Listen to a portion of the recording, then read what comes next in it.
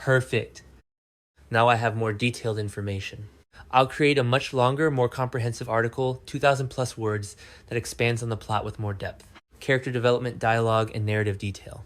Locked in silence, the shocking truth behind Drew's greatest gamble and the lie that changes everything, how a poisoned man chooses to destroy an innocent woman's life to protect his own. The winter evening in Port Charles had arrived with the kind of cold that seeps into your bones and makes you question every decision you've ever made. For Drew Kane, that moment of existential reckoning came far too late after the syringe had already entered his neck, after the poison had flooded his system, and after he'd made the choice that would alter the trajectory of his life and the lives of everyone around him. The perfect moment of betrayal, the Kane residence had been carefully prepared for celebration. Willow stood by the window of their elegant living room, watching the Port Charles harbor glow under the winter moonlight. Behind her, Drew poured champagne into 2 crystal flutes, the expensive kind reserved for only the most significant occasions. Today, Willow had her freedom back. The jury had spoken. Not guilty. After months of courtroom battles, after testimony that questioned everything about her character and her actions. After her defense attorney methodically picked apart the prosecution's case regarding the shooting incident, a panel of 12 strangers had decided that Willow Kane deserved a second chance. They had decided that the evidence, while circumstantial, wasn't enough to prove her guilt beyond a reasonable doubt. Of course, the jury didn't know the whole truth. They didn't know about the poison.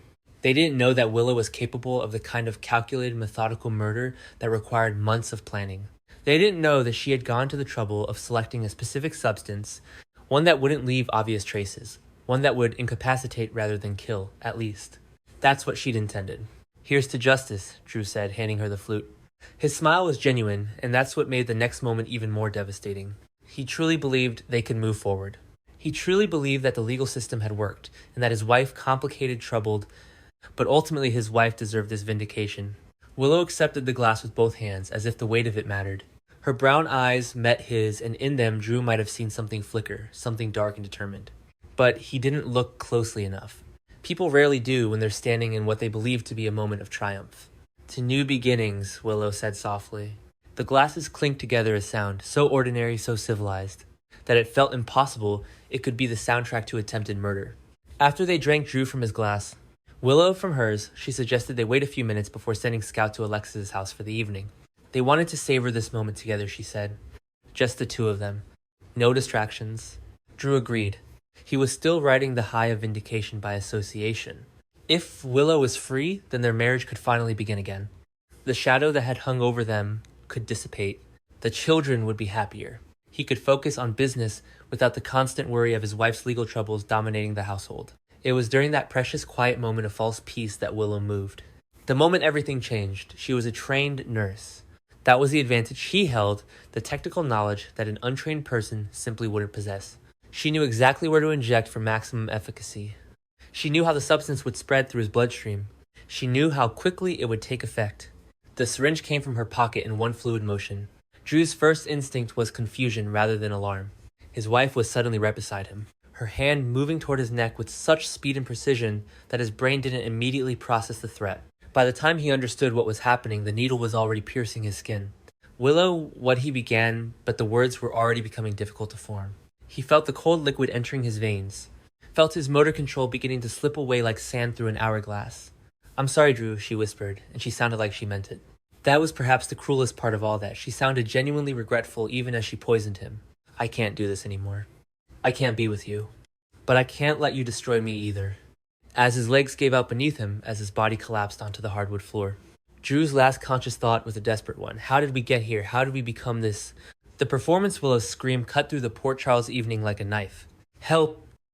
Someone help!" "Oh my God, Drew!" She was on her knees beside him, her hands trembling as she fumbled for her phone.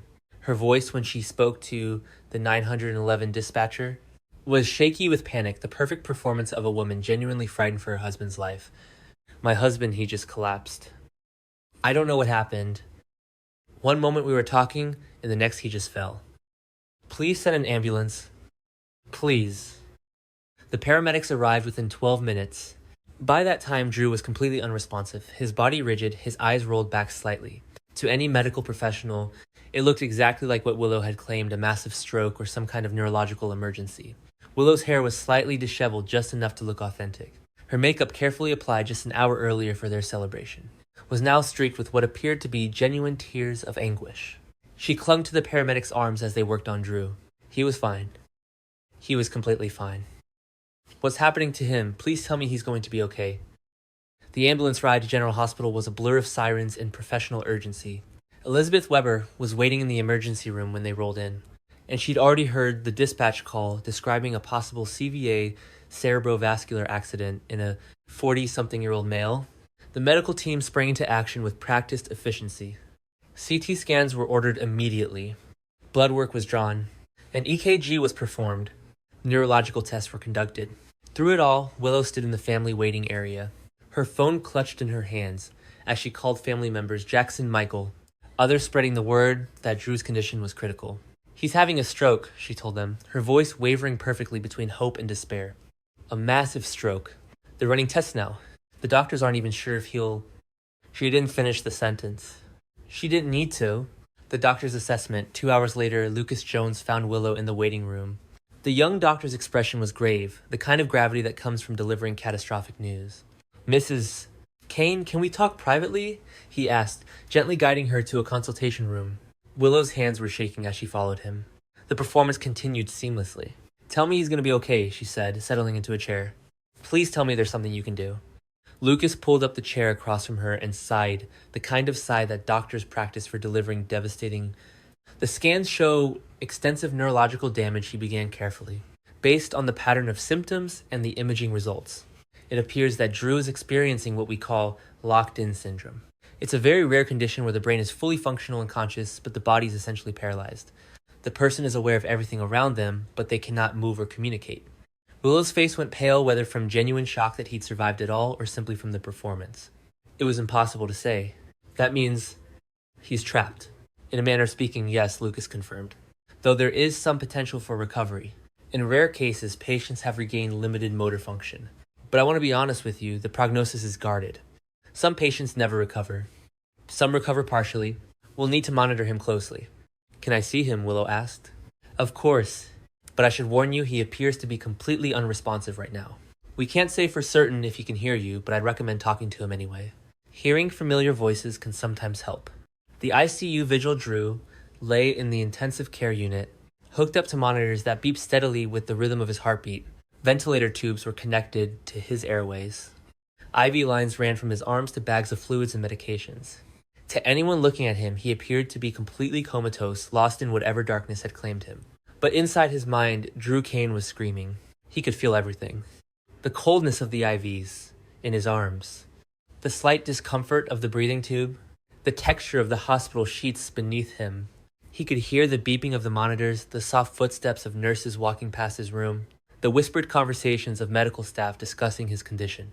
He could see, too, in a limited way, his eyes could move slightly, registering the shapes and shadows of the people who came to visit.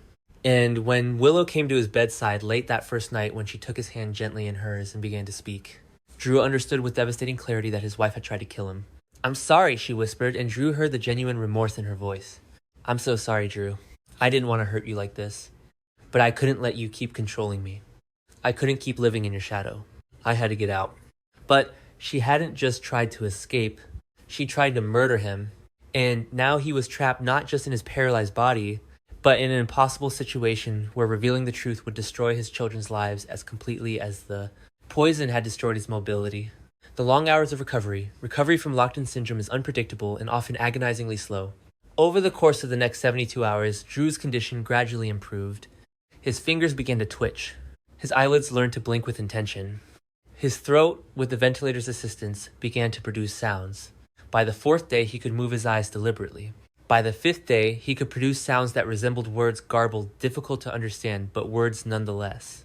By the 6th day, with the breathing tube removed and intensive speech therapy beginning, he could form coherent sentences. The medical staff was amazed by his rapid recovery.